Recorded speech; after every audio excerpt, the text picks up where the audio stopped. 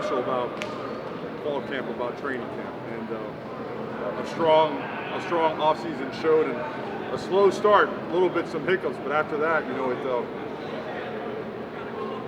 lot of positive stuff, and of course a lot of stuff to correct. But again, we're very intentional about the way we run training camp, and we're very big on culture, on establishing our identity and DNA. And this time of year is dedicated to mastering schematically our offense, our defense, and special teams, and technique and fundamentals and communication and connecting our team. So this time is critical, and we take advantage of every single second, every single minute.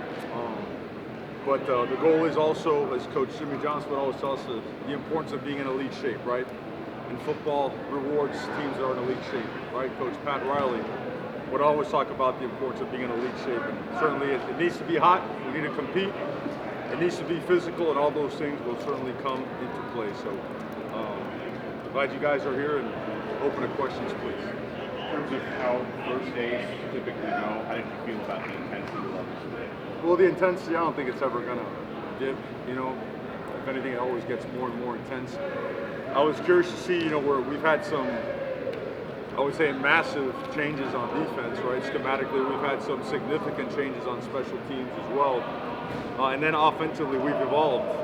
We haven't been the same offensively the last 2 years, and we feel like we could take another step schematically, as well as from a production standpoint. So intensity high, you always have to, and not in a bad way. A lot of guys are trying to make plays, so they take it a bit too far. You just got to teach, man.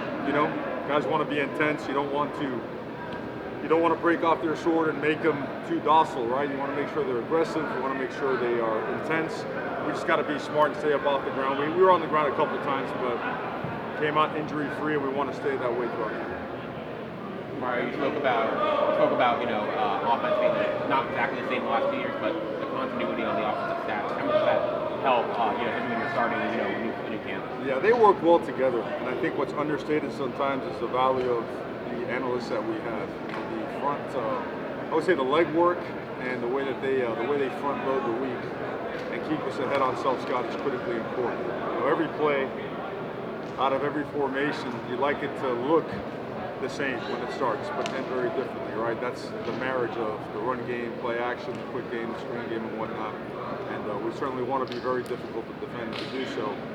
You really have to be detailed as it relates to your self-scout. Well, those guys, Max Disco, Nate Crutchfield, Landon Hofer, man, those guys are valuable. They've done a really good job. We feel that we're so rep-intensive in spring football and in the summer that by the time we get to fall camp, we feel like we're installing for the 4th or 5th time. So very productive as it relates in that respect. Mario, yesterday we had a chance to talk to Carson Beck, and he said he was excited, to kind of finally really be out there with his teammates. What did you see from him on his first day here? Really productive first day. He himself will tell you maybe his first rep or two might have been off by a little bit, and then by the middle of practice, really impressive. And probably even more impressive than that is his desire to get upstairs after a shower and get cleaned up, of course, but getting upstairs and getting on that film and getting those corrections done to advance quicker and quicker.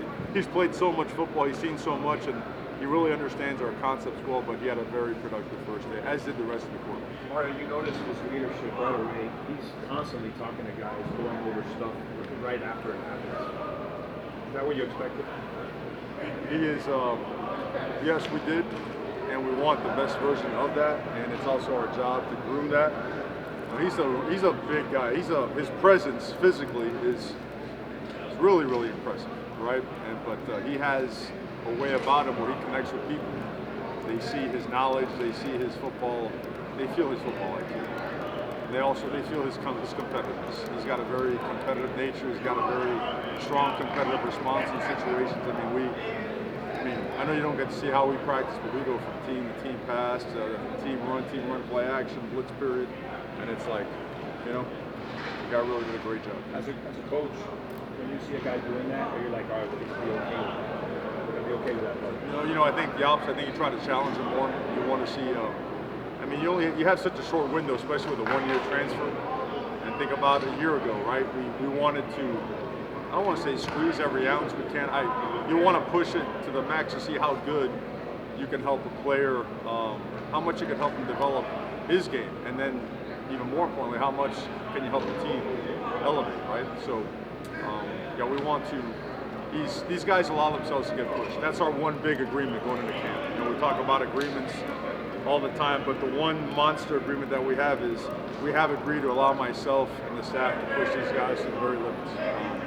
To the point where when you're on the verge of a breakdown, you get a breakthrough instead. And those things are important during training camp. Of the 9 or 10. Was one of the first recruits that you got with when you got the job. When you have guys like Mo and Coop, McCoy, Marquise Williams out here, year one, how have those guys shaped the culture here in your work? Well, you know, I remember having a press conference here and then, you know, saying goodbye to the family, putting them on a plane, and getting in a car, undoing the tie, and headed over to practice at Miami Central with about, I think, 8-9 days left before signing day. So you refer to it as a salvage class. You have 9 days. If you can find yourself a handful of players who are going to be big-time contributors, it's a win.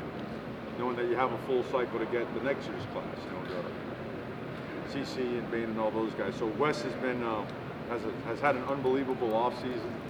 I think his leadership has shown in the weight room in just the way he's been so proactive about his body. He's 230 pounds.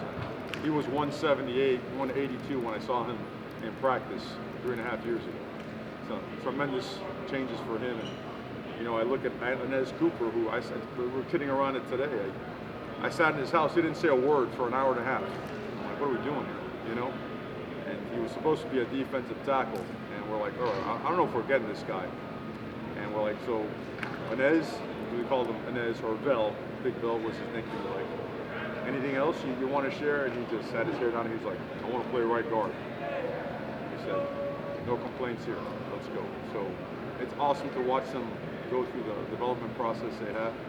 You know, you've seen Coop's transformation. That's incredible. That guy was 400 plus pounds.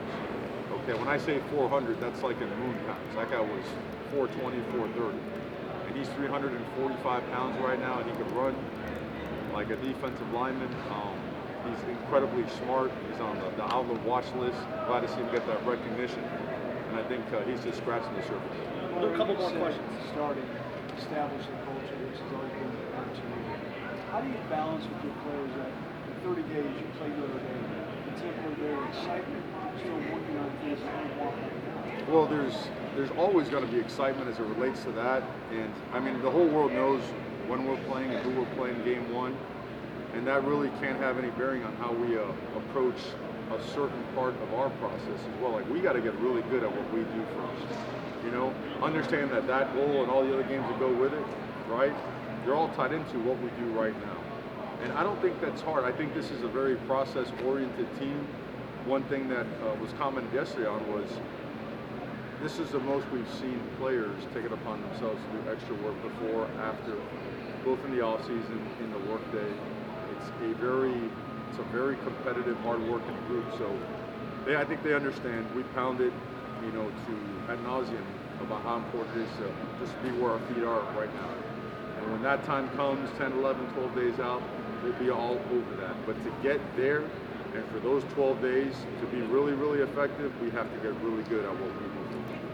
Mario, there Last were question for like 9, 10 guys who weren't here in the spring who are on the roster now. Just how did they handle, you know, their first day of practice, you know, at UM?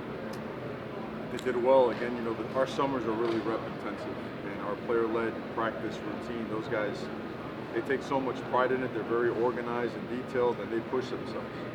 So getting to practice, well, that's never quite the same when you do it on your own as a player, but there's a lot of carryover. And the way that they've installed, the way that they've studied and spent time together, they didn't look out of place. In fact, they looked pretty darn good, so we expect them to all play a factor in this upcoming season.